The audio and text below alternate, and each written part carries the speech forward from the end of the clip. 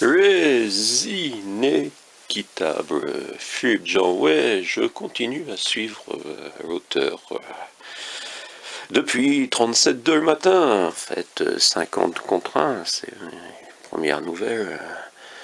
Et je me demande à chaque fois si je vais lire le suivant. J'ai l'impression que Philippe Jean tourne un peu dans ses histoires.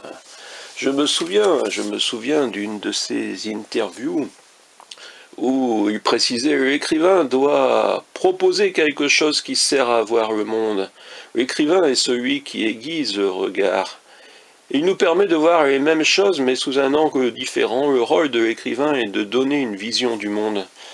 J'ai un peu l'impression que chaque saison, non pas chaque saison, chaque année, je parle de chaque saison, pour faire un rapprochement avec Simenon qui publiait bien plus que Philippe Jean, mais j'ai un peu cette impression que Philippe Jean est notre nouveau Simenon. C'est pas forcément péjoratif, pour moi Simenon est un grand écrivain, Philippe Jean également, mais j'ai l'impression qu'il a perdu une forme d'ambition et qu'il revient chaque année à cette histoire de famille, ces personnages qui sait bien gérer, mais voilà, il n'apporte plus de vision du monde, il apporte simplement des possibilités dans des couples à la dérive. Voilà, le frère est mort, le jeune frère vient auprès de la veuve qui a des difficultés avec son frère, dû à l'enfance. Oui, bien sûr, c'est une histoire d'un couple, mais la vision du monde n'est pas forcément plus éclairée qu'avec les précédents livres. Voilà, Philippe Jean se répète un peu, c'est toujours intéressant, puisque je continue à lire, ça prend quelques heures simplement, c'est toujours maintenant des livres assez courts.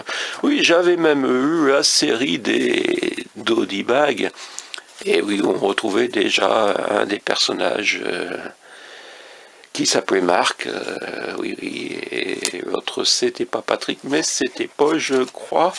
Voilà, c'est un livre qui se lit rapidement, et qui m'a déçu de ce point de vue-là, de ce point de vue de compréhension du monde, de ce point de vue d'histoire bien ficelée. On a toujours l'impression que l'histoire est trop bien ficelée.